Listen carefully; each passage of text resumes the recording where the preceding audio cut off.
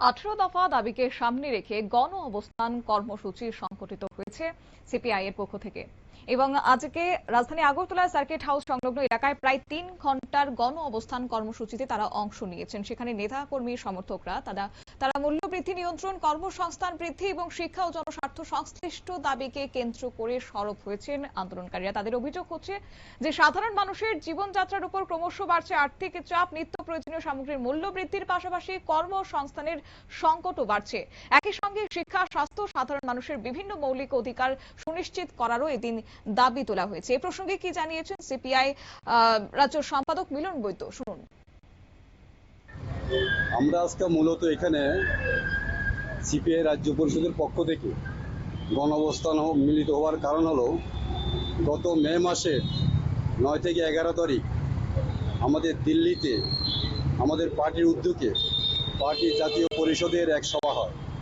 সেই সভায় সিদ্ধান্ত হয় আগস্ট মাসের 6 তারিখ থেকে 15 তারিখ পর্যন্ত সারা দেশব্যাপী বিভিন্ন দাবি নিয়ে, বিশেষ করে সামনে আমাদের দিল্লি অভিযান আছে 1 সেপ্টেম্বর, এটাকে সামনে রেখে সারা দেশে পদযাত্রা, গণ অবস্থান, বিক্ষোভ, মিছিল মিটিংয়ের আয়োজন করা হয়েছে। তারই অঙ্গ হিসাবে আজকে আমরা এখানে সিপিআই রাজ্য পরিষদের পক্ষ থেকে সার্কিট হাউসের সামনে আমরা গণ অবস্থান আয়োজন করেছি।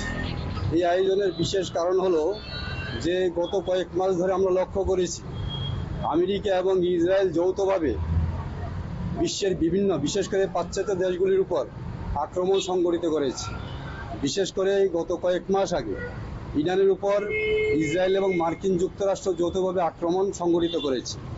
এই আক্রমণের ফলে ইরানের যে ধর্মীয় প্রধান আয়াতুল্লাহ খামেনিকে হত্যা করা হয়। আয়াতুল্লাহ খামেনিকে হত্যা করে তারা চেষ্টা করেছিল যে ইরানের যে বিরোধী দল আছে এদেরকে সঙ্গে নিয়ে ইরানকে দখল করবে, ইরানকে শাসন করবে, কিন্তু তারা সফল করতে পারেনি।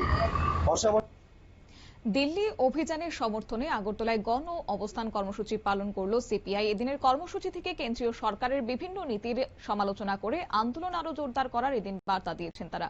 18 দফা দাবির সমর্থনে আন্দোলন আরো জোরদার করার বার্তা সিপিআই নেতৃত্বর এবং তার পাশাপাশি সাধারণ মানুষের বিভিন্ন সমস্যা, জনস্বার্থের দাবিগুলি পূরণ না হওয়া পর্যন্ত তাদের আন্দোলন তারা চালিয়ে যাবেন বলেও হুঁশিয়ারি দিয়েছেন।